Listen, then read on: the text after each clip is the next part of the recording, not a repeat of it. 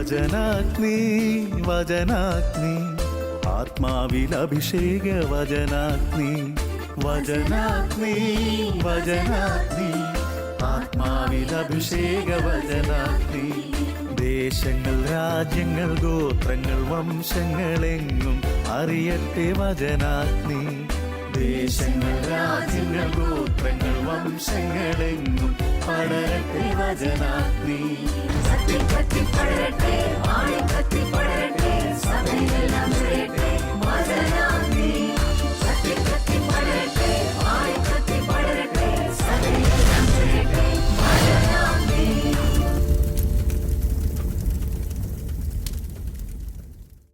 ഈശോ മിശിഹായിൽ എത്രയോ സ്നേഹം നിറഞ്ഞവരെ, ദൈവം നിന്നെ അവഗണിക്കുന്നത് നീ അനുഗ്രഹം പ്രാപിക്കാൻ വേണ്ടിയാണ്. ചില നാളുകളിൽ ഒരുപക്ഷെ പ്രാർത്ഥിച്ചിട്ടും ദൈവം എന്തുകൊണ്ട് എൻ്റെ പ്രാർത്ഥന കേൾക്കുന്നില്ല, ദൈവം നിൻ്റെ ഇപ്പോഴുള്ള ആവശ്യത്തിൽ ഇടപെടാത്തത് എന്തുകൊണ്ട്, നീ ആഗ്രഹിക്കുന്ന സമയത്ത് ദൈവം പ്രവർത്തിക്കാത്തത് എന്തുകൊണ്ട്, ഒരുപക്ഷെ നമ്മളെ ഏറ്റവും കൂടുതൽ അസ്വസ്ഥപ്പെടുത്തുന്ന ഒരു ചോദ്യങ്ങളിൽ ഒന്നായിരിക്കും, എന്തുകൊണ്ട് ഞാൻ ആഗ്രഹിക്കുന്ന സമയത്ത് എൻ്റെ ആവശ്യങ്ങളിൽ ദൈവം ഇടപെടുന്നില്ല. ഇത് നമുക്ക് ഇന്നത്തെ ഈ വചന ശുശ്രൂഷയിൽ ദൈവത്തിൻ്റെ പദ്ധതിയിൽ നമുക്ക് കൂടുതലായിട്ട് ആശ്രയം കണ്ടെത്താം. ഈ ഒരു ചോദ്യവുമായിട്ട് ഒത്തിരിയധികം അസ്വസ്ഥതയോടുകൂടി കഴിയുന്ന വ്യക്തിയാണെങ്കിൽ ദൈവത്തിൻ്റെ പരിശുദ്ധാത്മാവ് നിനക്ക് ഉത്തരം നൽകട്ടെ. ഒരു നിമിഷം നമുക്ക് കർത്താവിനെ സ്തുതിച്ച് ആരാധിച്ച് മഹത്വപ്പെടുത്താം. ഹാലലുയ ഹാലലുയ ഹാലലുയ ഹാലലുയ ഹാലലുയ ഹാലലുയ. യേശുവിൻ്റെ ആത്മാവേ നിറയണമേ നിറയണമേ. ഹാലലുയ ഹാലലുയ. വചനത്തിന്റെ വിത്ത് വിതയ്ക്കാൻ പോകാം, സ്നേഹത്തിന്റെ കതിരുകൾ കൊയ്യാൻ പോകാം. വചനത്തിന്റെ വിത്ത് വിതയ്ക്കാൻ പോകാം, സ്നേഹത്തിന്റെ കതിരുകൾ കൊയ്യാൻ പോകാം. എൻ്റെ പ്രിയപ്പെട്ട ശാലോം പ്രേക്ഷകരെ, ഇന്ന് കർത്താവിൻ്റെ വചനം കേൾക്കുമ്പോൾ നിങ്ങളുടെ ഉള്ളിൽ ദൈവം ഇടപെടും എന്ന് ഉറച്ച വിശ്വാസം നൽകട്ടെ. ബൈബിളിൽ മത്തായിയുടെ സുവിശേഷത്തിൻ്റെ 15-ാമത്തെ അധ്യായത്തിലാണ് ഈശോ സീദോൻ എന്ന സ്ഥലത്തൂടെ കടന്നു പോകുമ്പോൾ കാനാൻകാരി സ്ത്രീ പിന്നാലെ നിലവിളിക്കുന്നുണ്ട്. ദൈവം ഉടനടി ഉത്തരം നൽകുന്നവനാണ് എന്ന് ഒരു മനോഭാവം തന്നെ ബൈബിളിലുണ്ട്. അപ്പോൾ ഈശോ ആളുകളെ കാണുമ്പോൾ, ഉടനെ രോഗികളെ കാണുമ്പോൾ ദയ തോന്നി അവരെ അനുഗ്രഹിക്കുന്നു. കുഷ്ഠരോഗി അവസ്ഥ കണ്ടിട്ട് ഉടനെ തന്നെ അവനെ സുഖപ്പെടുത്തുന്നു. തളർവാദ രോഗിയുടെ അടുക്കൽ ചെമ്പോൾ എഴുന്നേൽപ്പിക്കുന്നു. ഉടനടി കർത്താവ് ഉത്തരം നൽകുന്ന, ഉടനടി സൗഖ്യം നൽകുന്ന ദൈവത്തെ ബൈബിളിൽ കാണാൻ കഴിയും. എന്നാൽ വളരെ അപൂർവമായിട്ട് കാണുന്നൊരു കാര്യമാണ് കർത്താവ് ഈ വൈകിപ്പിക്കുന്നത്. അതിന് ഒരു പ്രധാനപ്പെട്ട ഉദാഹരണം തന്നെയാണ് കാനാൻകാരി സ്ത്രീ പിന്നാലെ കുറേ സമയം തന്നെ കർത്താവ് നടത്തിക്കുകയാണ്. അവളെ നടത്തിപ്പിക്കുന്നത്, അവൾ പിന്നാലെ നടക്കുന്നുണ്ട്. അവളുടെ ഒരു പ്രത്യേകത, ഈശോ അവളെ അവഗണിക്കാതിരിക്കുമ്പോൾ ഈശോയുടെ പിന്നാലെ നടക്കുകയാണ്. അവൾ പിന്നാലെ നടന്ന് അവസാനം അനുഗ്രഹം പ്രാപിക്കുമ്പോൾ അവളെക്കുറിച്ച് പറയുന്നുണ്ട്, സ്ത്രീയെ നിൻ്റെ വിശ്വാസം വലുതാണ്. സ്ത്രീയെ നിൻ്റെ വിശ്വാസം വലുതാണ്. ഒരു വിശ്വാസം വലുതാകുന്നത് എങ്ങനെയാണ്? വലിയ വിശ്വാസത്തിൻ്റെ ഉടമയായിട്ട് മാറുന്നത് എങ്ങനെയാണ്? നീ അവസാനം വരെ കാത്തിരിക്കുമ്പോൾ. അബ്രാഹാം വലിയ വിശ്വാസത്തിൻ്റെ ഉടമയാണ്. അബ്രാഹത്തിൻ്റെ ഒരു കാലഘട്ടത്തോളം ദൈവം ഇടപെടാതിരിക്കുമ്പോഴും അബ്രാഹത്തിന് ഉറച്ച വിശ്വാസം ഉണ്ടായിരുന്നു. ദൈവം ഇടപെട്ടു. പ്രിയപ്പെട്ടവരെ, വലിയ വിശ്വാസം ഇന്ന് നീ ആഗ്രഹിക്കുമ്പോൾ ദൈവം തരുന്ന സമയമല്ല. ദൈവം ആഗ്രഹിക്കുമ്പോൾ ദൈവം നിൻ്റെ ജീവിതത്തിൽ ഇടപെടുന്നതാണ് ഏറ്റവും ശ്രേഷ്ഠമായ കാര്യം. അതുകൊണ്ട് പ്രിയപ്പെട്ടവരെ, എപ്പോഴും നീ ആഗ്രഹിക്കുന്നത്, ഒരുപക്ഷെ ആദ്യം പരീക്ഷ എഴുതുമ്പോൾ തന്നെ ആദ്യത്തെ അറ്റംപ്റ്റിൽ തന്നെ പാസ്സാകണമെന്ന് നീ ആഗ്രഹിക്കുന്നുണ്ടായിരിക്കാം. ഒരു ബിസിനസ് ആരംഭിക്കുമ്പോൾ തന്നെ അത് അഭിവൃദ്ധി പ്രാപിക്കണം, അല്ലെങ്കിൽ നീ അതിനുവേണ്ടി ആഗ്രഹിക്കുമ്പോൾ തന്നെ നിനക്ക് ഇൻ്റർവ്യൂവിനുള്ള കാര്യങ്ങൾ ശരിയായി വരിക, പോകാനായിട്ട് പറ്റുക, അല്ലെങ്കിൽ നീ ഒരു രോഗം വന്ന് പ്രാർത്ഥിച്ച് ഉടനെ തന്നെ സൗഖ്യം കിട്ടുക. ഇതെല്ലാം വളരെ പ്രധാനപ്പെട്ട ഒരു കാര്യമാണ്, പെട്ടെന്ന് ആഗ്രഹിക്കുന്ന ഒരു കാര്യമാണ്. അതാണ് പഴയ നിയമത്തിൽ രാജാക്കന്മാരുടെ 2-ാമത്തെ പുസ്തകത്തിൽ നാമാൻ ഏലീഷായുടെ അടുക്കിലേക്ക് വരുമ്പോൾ നാമാൻ ആഗ്രഹിക്കുന്നുണ്ട് ഏലീഷ അടുത്ത് വന്ന് അവനെ സ്പർശിച്ച് സൗഖ്യം നൽകുന്നത്. പക്ഷേ അവനെ അവഗണിച്ച് അവനോട് ജോർദാനിലേക്ക് വിടുകയാണ്. ആ അവഗണന അവനെ അസ്വസ്ഥനാക്കുന്നുണ്ട്. അതല്ല, അവൻ പിന്നീട് പറയുന്നുണ്ട് ഇസ്രായേലിൻ്റെ ദൈവത്തിൻ്റെ ശക്തി എന്താണെന്ന് തിരിച്ചറിഞ്ഞ് അവൻ അതായത് ഏലീഷയുടെ മുമ്പിൽ ഏറ്റവും എളിയവനായിട്ട് ദൈവത്തെ മഹത്വപ്പെടുത്തുന്നുണ്ട്. ആ എളിമയോടെ ദൈവത്തെ മഹത്വപ്പെടുത്താൻ കാരണം ദൈവം അവൻ്റെ ജീവിതത്തിൽ ഇടപെടാനായിട്ടുള്ള സമയത്തെ അവന് തിരിച്ചറിവുണ്ടായി. അവൻ ദൈവത്തിൻ്റെ മുമ്പിൽ എളിമപ്പെടുന്നതാണ്. പ്രിയപ്പെട്ട സഹോദരങ്ങളെ, ജീവിതത്തിൽ ദൈവം ഇടപെടാത്ത ചില സമയങ്ങളുണ്ട്. ദൈവം നമ്മളെ പ്രാർത്ഥന കേൾക്കാത്ത സമയമുണ്ട്. ദൈവം ബോധപൂർവം നമ്മളെ അവോയ്ഡ് ചെയ്യുന്നത് നമ്മൾ ഫീൽ ചെയ്യുന്ന സമയമുണ്ട്. ദൈവാനുഭവം നഷ്ടപ്പെടുന്ന സമയമുണ്ട്. ഇങ്ങനെയുള്ള സമയങ്ങൾ സ്വാഭാവികമായിട്ട് നമ്മെ സംബന്ധിച്ചുള്ള ഏറ്റവും വേദനിപ്പിക്കപ്പെട്ട സമയമാണ്. പലപ്പോഴും ഒരു പരാതിയാണ്, ദൈവം എൻ്റെ പ്രാർത്ഥന കേൾക്കുന്നില്ലേ, ദൈവം എന്നോട് കരുണ കാണിക്കുന്നില്ലേ, ദൈവം എന്തുകൊണ്ട് എന്നെ മറന്നുപോയി, ദൈവം എന്തുകൊണ്ട് എന്നെ അവഗണിക്കുന്നു, ദൈവം തക്ക സമയത്ത് പ്രവർത്തിക്കുന്നില്ല. ഇതെല്ലാം ഒരു വേദനയാണ്. ഈ വേദനയുമായിട്ട് പല വൈദികരുടെ അടുക്കിലേക്കും പല ധ്യാന കേന്ദ്രങ്ങളിലേക്കും പല പ്രാർത്ഥനാ കൂട്ടായ്മയിലേക്കും പരാതിയുമായിട്ട് വരുന്ന അനേകം പേരുണ്ട്. അവരോട് പറയാനുള്ള ഒരു പ്രധാനപ്പെട്ട മറുപടി, പ്രിയപ്പെട്ടവരെ, ദൈവം നിനക്ക് വേണ്ടി പ്രവർത്തിക്കാൻ ആഗ്രഹിക്കുന്ന സമയം ആകുന്നതേ ഉള്ളൂ. അല്ലെങ്കിൽ ദൈവം നിനക്ക് വേണ്ടി പ്രവർത്തിക്കും. ഹല്ലേലൂയ. ശക്തിയോടെ പറയാം ഹല്ലേലൂയ. അഭിഷേകത്തോടെ പറയാം ഹല്ലേലൂയ. അതാണ് ദൈവം നിൻ്റെ ജീവിതത്തിൽ ഇടപെടാനായിട്ട് ആഗ്രഹിക്കുന്ന സമയമുണ്ട്. ഉടനെ പ്രാർത്ഥനയ്ക്ക് ഉത്തരം നൽകിയാൽ എന്താ കുഴപ്പം? നമ്മൾ സ്വാഭാവികമായിട്ടും ചിന്തിക്കാവുന്ന ഒരു, ദൈവത്തോട് ചോദിക്കാവുന്ന ഒരു ചോദ്യമല്ലേ. ഉടനെ ദൈവം അനുഗ്രഹിച്ചാൽ എന്താ കുഴപ്പം? ദൈവം ഇപ്പം തന്നെ എനിക്ക് സൗഖ്യം തന്നാൽ എന്താ കുഴപ്പം? ദൈവം ഇപ്പം തന്നെ എൻ്റെ പ്രാർത്ഥനയ്ക്ക് ഉത്തരം നൽകിയാൽ എന്താ കുഴപ്പം? ദൈവം എൻ്റെ ജീവിതത്തിൽ ഉടനടി ഇടപെട്ടാൽ എന്താ കുഴപ്പം? ഇങ്ങനെയൊക്കെ ഒരു ചോദ്യങ്ങൾ മാനുഷിക ബുദ്ധിയാൽ നമ്മളെല്ലാവരും ചോദിക്കുന്നതാണ് ദൈവത്തോട്. ദൈവം ഉടനടി ഇടപെട്ടാൽ എന്താ കുഴപ്പം? പ്രിയപ്പെട്ട സഹോദരങ്ങളെ, ഒരുപക്ഷെ ദൈവം ഉടനടി ഉത്തരം നൽകിയാൽ നീ ദൈവത്തിൽ നിന്ന് അകന്നു പോയേക്കാം, നിന്നെ ദൈവത്തിന് നഷ്ടപ്പെട്ടേക്കാം. പരിശോധിച്ച് നോക്കിയാൽ അറിയാം, ചില അനുഗ്രഹങ്ങൾ അനുഗ്രഹമല്ല എന്ന് തോന്നാറുണ്ട്. ചില ആൾക്കാർക്ക്, ചില വ്യക്തികൾക്ക് പ്രാർത്ഥിച്ച് ഉടനടി ഉത്തരം കിട്ടി, അവർക്ക് അനുഗ്രഹം കിട്ടി, ഏതെങ്കിലും മറ്റു സ്ഥലങ്ങളിലേക്ക് ചെന്ന് കഴിഞ്ഞാൽ അവരുടെ ഉള്ളിലെ ദൈവാനുഭവം നഷ്ടപ്പെടാറുണ്ട്. പിന്നീട് പ്രാർത്ഥനയില്ല, വിശ്വാസമില്ല, അവരവിടെ പള്ളിയിൽ പോകുന്നില്ല, ഏറ്റവും നശിച്ച ജീവിതം നയിക്കുന്നു എന്നൊക്കെ കേൾക്കാനിടയാകുന്നുണ്ട്. അങ്ങനെ പരിശോധിക്കുമ്പോൾ അവർക്കാദ്യം തന്നെ അനുഗ്രഹം കിട്ടിയത് യഥാർത്ഥത്തിൽ അനുഗ്രഹം തന്നെയാണോ? പ്രിയപ്പെട്ടവരെ, അവർക്ക് ആദ്യം തന്നെ ജോലി കിട്ടി, അല്ലെങ്കിൽ ആദ്യം തന്നെ പ്രാർത്ഥിച്ച് കിട്ടി, അത് അവരുടെ തകർച്ചയ്ക്ക് കാരണമായിട്ട് മാറി. ചില അനുഗ്രഹങ്ങൾ ദൈവം തരുന്ന അനുഗ്രഹങ്ങളല്ല, ചിലത് ഒരുപക്ഷെ പിശാച് തരുന്ന അനുഗ്രഹമായിരിക്കാം. നിൻ്റെ ആത്മരക്ഷയ്ക്കല്ലാതെ നിൻ്റെ നാശത്തിന് കാരണമാകുന്ന സുഖങ്ങളുണ്ട്, നിൻ്റെ നാശത്തിന് കാരണമാകുന്ന ഭൗതിക സന്തോഷങ്ങളുണ്ട്. ഒരുപക്ഷെ അത് പിശാച് നിനക്ക് വേണ്ടി പ്രവർത്തിക്കുന്ന അടയാളമായിരിക്കാം, പിശാച് നിനക്ക് വേണ്ടി പ്രവർത്തിക്കുന്ന അത്ഭുതമായിരിക്കാം. അപ്പോൾ അതുകൊണ്ടാണ് ബൈബിൾ പറയുന്നത്, പിശാച് പോലും പ്രഭാപൂർണനായ നക്ഷത്രത്തെ പോലെ നിൽക്കും. അപ്പോൾ ചില അനുഗ്രഹങ്ങൾ ഉടനടി നൽകിക്കഴിഞ്ഞാൽ നിൻ്റെ ആത്മാവിനെ ദൈവത്തിന് നഷ്ടപ്പെട്ടേക്കാം എന്ന ഒരു ചിന്ത ദൈവത്തിനുണ്ടായിരിക്കാം. നമ്മുടെ ആത്മാവിന് ദൈവം വില കൊടുക്കുന്നത് കൊണ്ട്, നിൻ്റെ ആത്മരക്ഷയ്ക്ക് ദൈവം വില കൊടുക്കുന്നത് കൊണ്ട് ഒരുപക്ഷെ ഇപ്പോൾ നിനക്ക് ഭൗതിക അനുഗ്രഹങ്ങൾ നൽകിയാൽ ദൈവത്തിൻ്റെ കൃപ നിനക്ക് നഷ്ടപ്പെട്ടേക്കാം. ദൈവം നിൻ്റെ ആത്മാവിനെ അത്രമാത്രം സ്നേഹിക്കുന്നു. യാക്കോബിൻ്റെ ലേഖനത്തിൽ ഇപ്രകാരം വായിക്കുന്നുണ്ട്, ദൈവം നമ്മുടെ ഓരോരുത്തരുടെ ആത്മാവിനെ അത്രമാത്രം അസൂയയോടുകൂടിയാണ് വീക്ഷിക്കുന്നത്. നിൻ്റെ ആത്മരക്ഷയും നിൻ്റെ ആത്മീയ സ്ഥിതിയും വളരെ പ്രധാനപ്പെട്ടതാണ്. അതുകൊണ്ട് നിൻ്റെ ആത്മരക്ഷയ്ക്ക് ഉപകരിക്കുന്ന ദൈവത്തിൻ്റെ പദ്ധതികളാണ് നടക്കുന്നത്. എല്ലാവരുടെയും ആവശ്യങ്ങൾ, എല്ലായിടത്തുമൊക്കെ പ്രാർത്ഥനകൾ എഴുതിയിടുമ്പോൾ, അപേക്ഷകൾ എഴുതിയിടുമ്പോൾ എല്ലാം ഭൗതികമായ അപേക്ഷകളാണ്. പരിശുദ്ധാത്മാവിനെ കിട്ടാനോ സ്വന്തം ആത്മരക്ഷയ്ക്ക് വേണ്ടിയോ ഒരു വിശുദ്ധിയാകാനുള്ള അപേക്ഷകളൊക്കെ ഇന്ന് വളരെ വിരളമായിക്കൊണ്ടിരിക്കുന്ന കാലഘട്ടമാണ്. അപ്പോൾ അതുകൊണ്ട് ചില അനുഗ്രഹങ്ങളുടെ പിന്നിൽ നിൻ്റെ ആത്മരക്ഷയെ ദൈവം ഗൗരവത്തോടുകൂടി കാണുന്നുണ്ട്. ആത്മരക്ഷയെ ഗൗരവത്തോടുകൂടി കാണുക. പ്രിയപ്പെട്ട സഹോദരങ്ങളെ, നമ്മുടെ ആത്മരക്ഷയെ നിസ്സാരമായിട്ട് കാണരുത്. ഒരുപക്ഷെ പ്രിയപ്പെട്ട സഹോദരങ്ങളെ, വൈകും തോറും ദൈവം നിൻ്റെ ഹൃദയത്തിൽ ഇടം പിടിക്കുകയായിരിക്കും. ചില കാര്യങ്ങൾ ദൈവം നൽകാതിരിക്കുമ്പോഴായിരിക്കും നിൻ്റെ ഹൃദയത്തിൽ ദൈവം കൂടുതൽ ഇടം പിടിക്കുന്നത്. ചില സഹനങ്ങളും ചില തിരസ്കരണങ്ങളും ചില ഒറ്റപ്പെടലുകളുമാണ് ചില വ്യക്തികൾക്ക് ദൈവത്തെ കൂടുതൽ സ്നേഹിക്കാനായിട്ട് ഇടയാകുന്നത്. പ്രിയപ്പെട്ട സഹോദരങ്ങളെ, ജോസഫ് കടന്നുപോയ ദുഃഖങ്ങളും പരാജയങ്ങളും ഒക്കെ അറിയാം. ജോസഫ് ജീവിതത്തിൽ സഹോദരന്മാരിൽ നിന്ന് തിക്താനുഭവങ്ങളുണ്ടായി. സഹോദരങ്ങൾ വിറ്റു, അവനെ പണത്തിന് വിറ്റു. പൊത്തിഫറിൻ്റെ വീട്ടിൽ നിന്ന് തിക്താനുഭവത്താൽ ഓടിപ്പോകേണ്ടി വന്നു.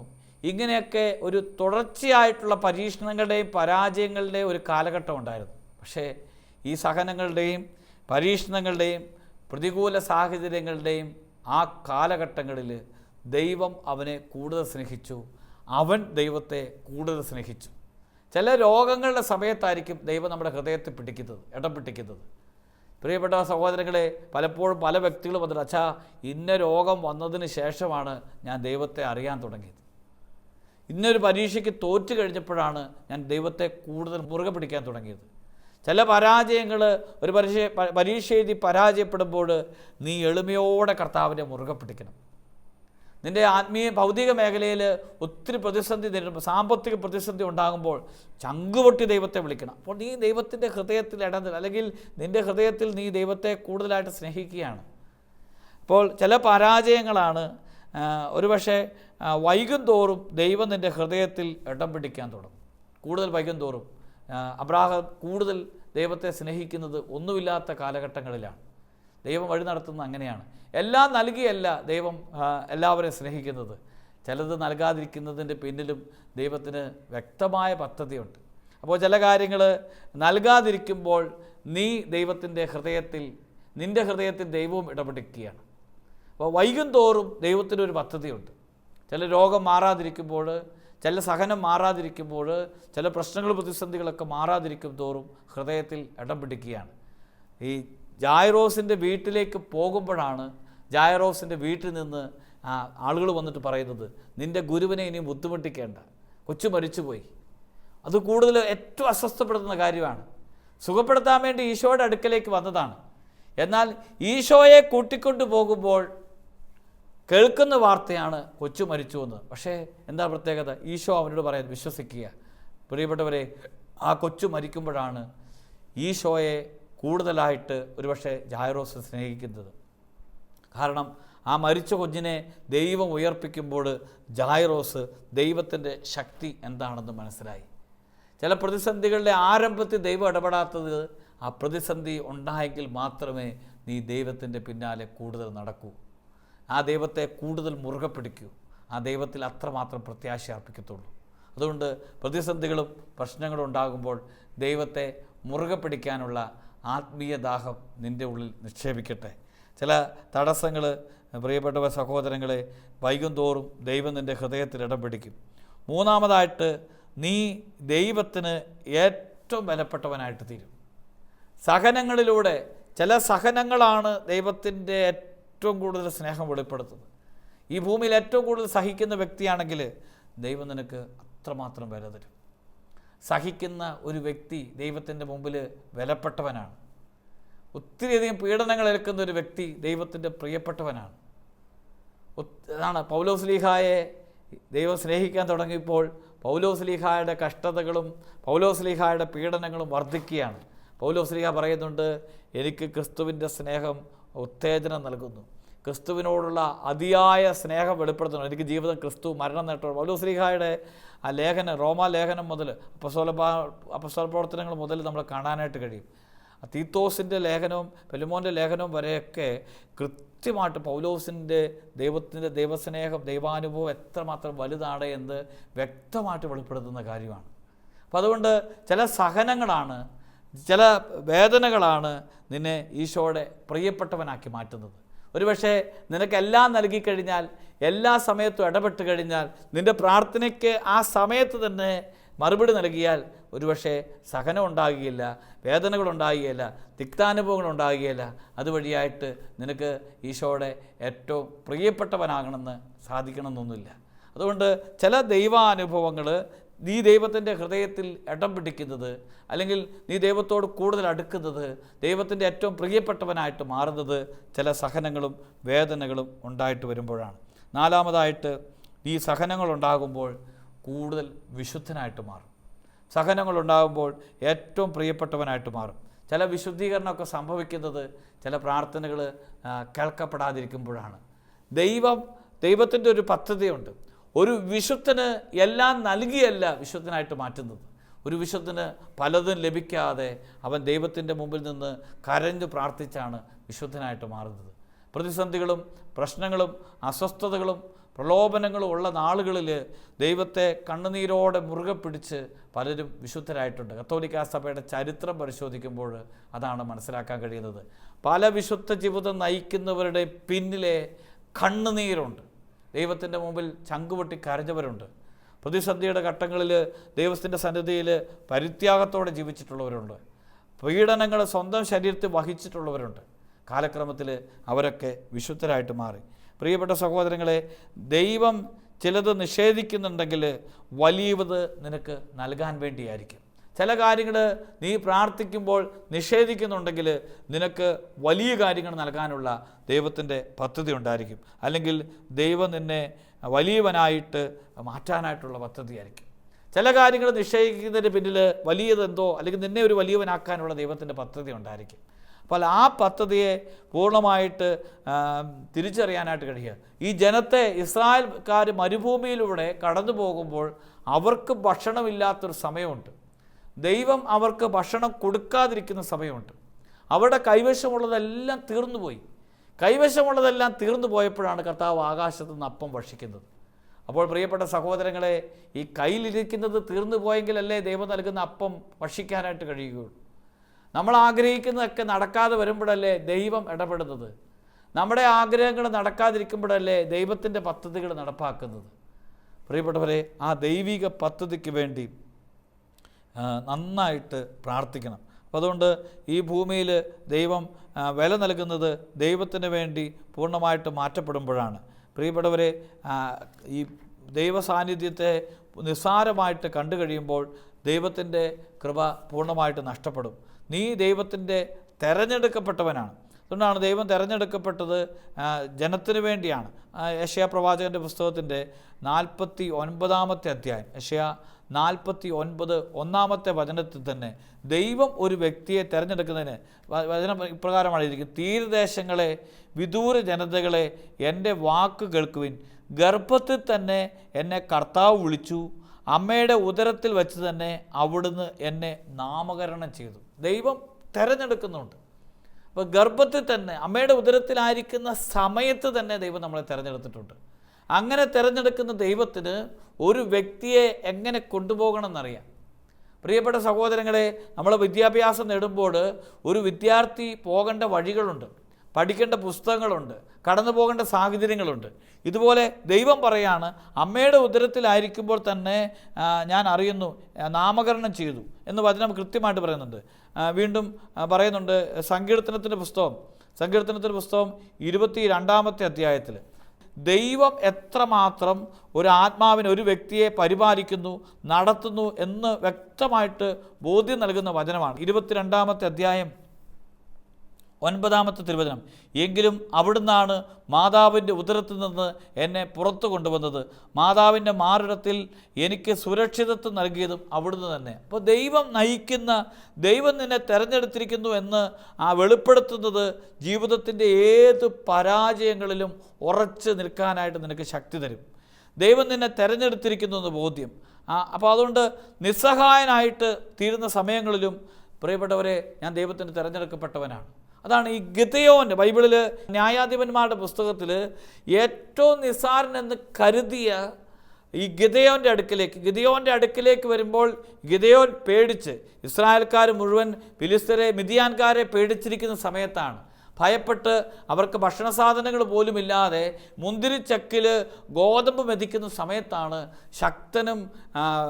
ശക്തനായവനെ ഞാൻ നിന്നോടുകൂടെ, ദൈവം ഗിദെയോനെ വിളിക്കുന്ന പേര് ശക്തനാണ്. അപ്പോൾ എന്തുകൊണ്ടാണ് ഇങ്ങനെ സംഭവിക്കുന്നതെന്ന് ഗിദെയോൻ ചോദിക്കുന്നുണ്ട്. എന്തുകൊണ്ടാണ് ഇത്രയും അടിമത്തം? അപ്പോൾ ആ അടിമത്തത്തിൻ്റെ പിന്നിലും ദൈവം ഇടപെടാൻ പോവുകയാണ്. ഇസ്രായേൽക്കാരുടെ ജീവിതത്തിൽ ദൈവം ഇടപെടാൻ പോവുകയാണ്. അതിൻ്റെ ഏറ്റവും വലിയ അടയാളമാണ് അവനെ വിളിക്കുന്നത്. നീ ഒറ്റപ്പെട്ടു പോകുന്ന അവസ്ഥയിലായിരിക്കും. അതാണ് മോശ ഒറ്റപ്പെട്ടു പോകുന്നൊരു സമയമുണ്ട്. മോശയുടെ അതായത് സ്വന്തം രാജകൊട്ടാരത്തിൽ നിന്ന് ഓടിക്കപ്പെടുന്നു.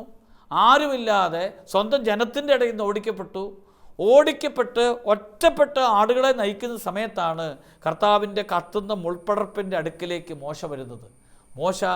മോശ അവിടേക്ക് വരുന്നത് മോശയ്ക്ക് വേണ്ടിയുള്ള ദൈവത്തിൻ്റെ പദ്ധതിയുണ്ട്. അപ്പോൾ ഒന്ന് പരിശോധിച്ച് നോക്കിക്കേ, രാജകൊട്ടാരത്തിൽ നിന്ന് പുറത്താക്കപ്പെടുക, സ്വന്തം സഹോദരങ്ങൾ പോലും മാറ്റി നിർത്തുക, അവഗണിക്കപ്പെട്ടവനായിട്ട് നടത്തുമ്പോൾ ദൈവത്തിനൊരു പദ്ധതിയുണ്ട്. ദൈവം മോശയെ അവിടുന്നാണ് തിരഞ്ഞെടുക്കുന്നത്. എല്ലാവിധത്തിലും അവഗണിച്ചു, എന്നെ ദൈവം കൈവിട്ടു എന്ന് ചിന്തിക്കുന്ന സമയത്താണ് ജനത്തിന് വേണ്ടി ദൈവം മോശയെ മാറ്റി നിർത്തുന്നത്. വലിയ പദ്ധതിയോടുകൂടി, അതാണ് വീണ്ടും വിൽക്കപ്പെടുക, ഈജിപ്തിലേക്ക് വിൽക്കപ്പെടുക, അവിടെ ചെന്നിട്ട് ഒരു അടിമയായിട്ട് തീരുക, പൊത്തിഫറിൻ്റെ വീട്ടിൽ നിന്ന് ഓടുക. ആ സാഹചര്യങ്ങളിലും ദൈവത്തിൻ്റെ ഒരു പദ്ധതിയുണ്ട്. ജോസഫിനെക്കുറിച്ച് വ്യക്തമായ പദ്ധതിയുണ്ട്. പ്രിയപ്പെട്ടവരെ, ഇന്ന് നീ തകർക്കപ്പെടുമ്പോഴും, ഇന്ന് നീ ഒത്തിരിയധികം പരാജയത്തിൻ്റെ കയ്പിനീര് കുടിക്കുമ്പോഴും, ഒത്തിരി സങ്കടങ്ങളിലൂടെ കടന്നു പോകുമ്പോഴും നിന്നെക്കുറിച്ച് ദൈവത്തിന് വ്യക്തമായ പദ്ധതിയുണ്ടെന്ന് നീ തിരിച്ചറിയുക. അത് വീണ്ടും ഓർമ്മിപ്പിക്കുകയാണ്, ദൈവം അവഗണിക്കുന്നത് നിന്നെ അനുഗ്രഹിക്കാൻ വേണ്ടിയാണ്. ഒരു കൂടി നമുക്ക് പരിശോധിച്ച് നോക്കാം, ദൈവം എന്തുകൊണ്ടാണ് അവഗണിക്കുന്നത്? ഉടനെ നൽകിയാൽ ദൈവത്തിന് നിന്നെ നഷ്ടപ്പെട്ടേക്കാം. നിനക്കെല്ലാം ഉടനടി നൽകിക്കഴിഞ്ഞാൽ ദൈവത്തിന് നിന്നെ നഷ്ടപ്പെട്ടേക്കാം. രണ്ടാമത്, നീ ജീവിതത്തിൽ ചില കാര്യങ്ങൾ വൈകും തോറും നിൻ്റെ ഹൃദയത്തിൽ ദൈവം ഇടം പിടിക്കും.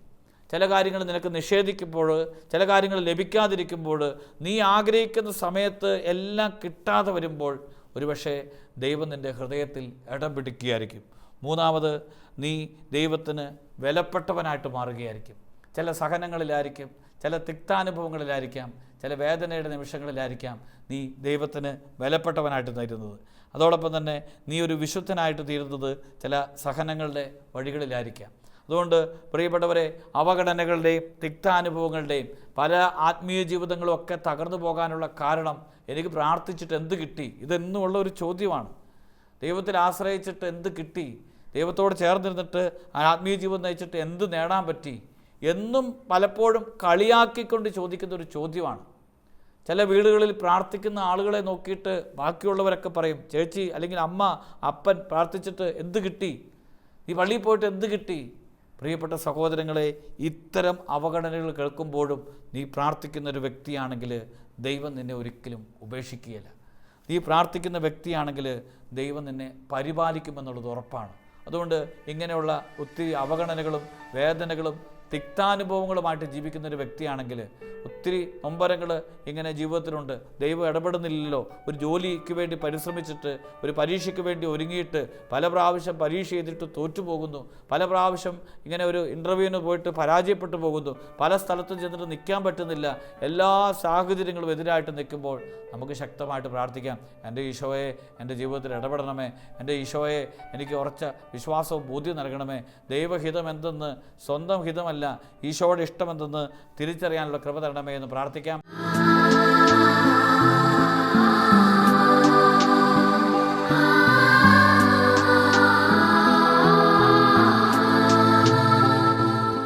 ഒരു നിമിഷം നമുക്ക് കരങ്ങൾ ഉയർത്തിപ്പിടിച്ച് ശക്തിയോടെ ദൈവഹിതത്തിന് പൂർണ്ണമായിട്ട് വിധേയപ്പെടാനുള്ള അഭിഷേകം എനിക്ക് നൽകണമേ എന്ന് പ്രാർത്ഥിച്ച് സ്തുതിച്ച് ആരാധിക്കാം. ഹല്ലേലൂയ, ഹല്ലേലൂയ, ഹല്ലേലൂയ.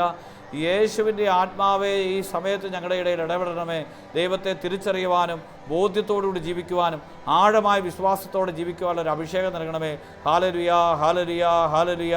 യേശുവിൻ്റെ ആത്മാവേ, യേശുവിൻ്റെ ശക്തിയെ, യേശുവിൻ്റെ ചൈതന്യമേ ഞങ്ങളുടെ മേൽ നിറയണമേ. ഹല്ലേലൂയ, ഹല്ലേലൂയ, ഹല്ലേലൂയ, ഹല്ലേലൂയ, ഹല്ലേലൂയ. നമ്മുടെ കർത്താവ് യേശു മിശിഹായുടെ കൃപയും പിതാവായ ദൈവത്തിൻ്റെ സ്നേഹവും പരിശുദ്ധാത്മാവിൻ്റെ സഹവാസവും ഈശോയുടെ കുരിശിൻ്റെ സംരക്ഷണവും നിങ്ങളെല്ലാവരുടെ കൂടെ ഉണ്ടായിരിക്കട്ടെ, ഇപ്പോഴും എപ്പോഴും എന്നേക്കും. ആമേൻ. യേശു മിശിഹായ്ക്ക് സ്തുതിയായിരിക്കട്ടെ. ആമേൻ.